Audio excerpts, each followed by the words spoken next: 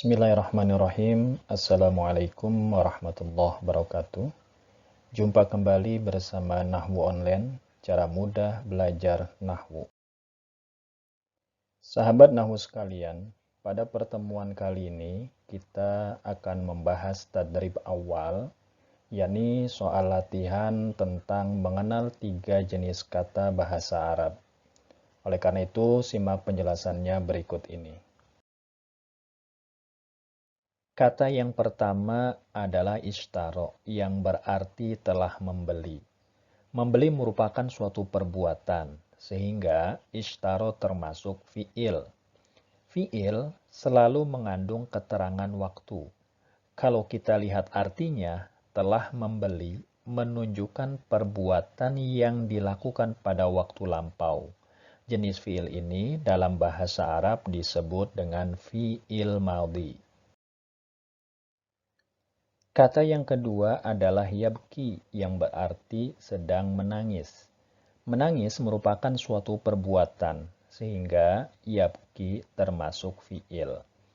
Kalau kita lihat dari sisi artinya, sedang menangis menunjukkan perbuatan yang dilakukan pada waktu sekarang. Jenis fi'il ini dalam bahasa Arab disebut fi'il mudhari. Kata yang ketiga adalah al-jamus, yang berarti kerbau. Kerbau merupakan hewan.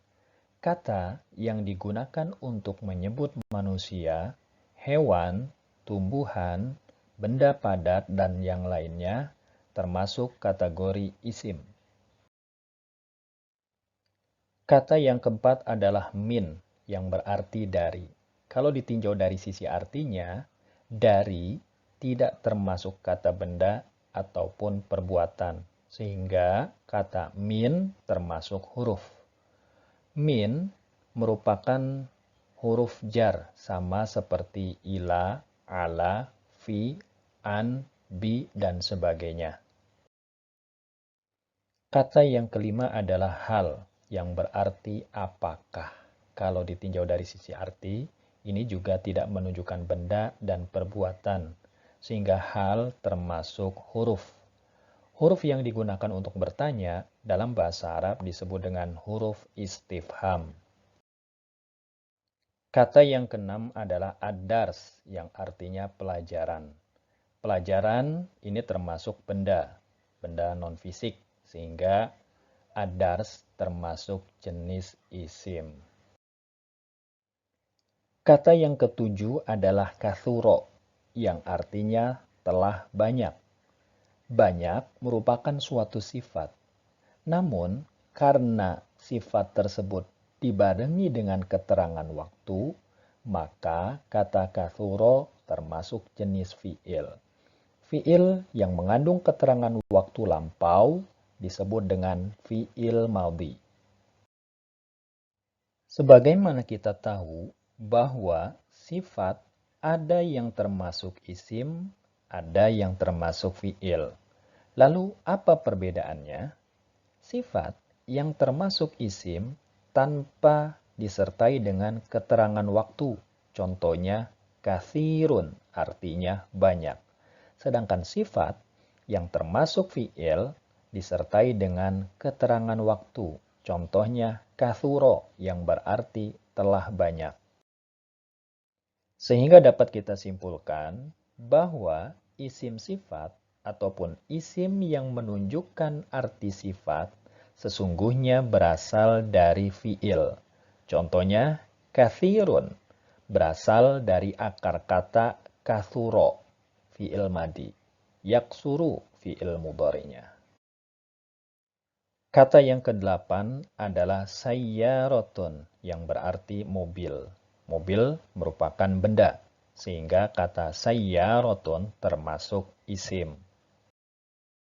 Kata yang kesembilan adalah tahta, yang berarti di bawah. Di bawah menunjukkan suatu tempat. Dalam pembahasan kita sebelumnya, tempat termasuk benda non-fisik, sehingga tahta termasuk jenis isim.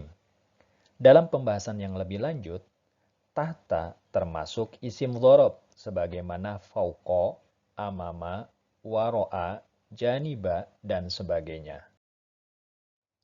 Mengapa zorob itu isim, bukan huruf? Salah satu alasannya adalah karena zorob itu dapat didahului oleh huruf jar yang merupakan salah satu ciri khusus bagi isim.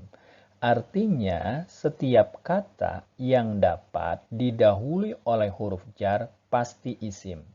Sebagai contohnya di dalam ayat Al-Quran, tajri min tahtihal anhar.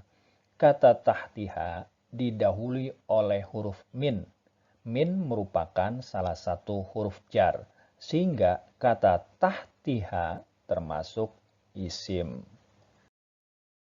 Kata yang terakhir adalah fa yang berarti maka.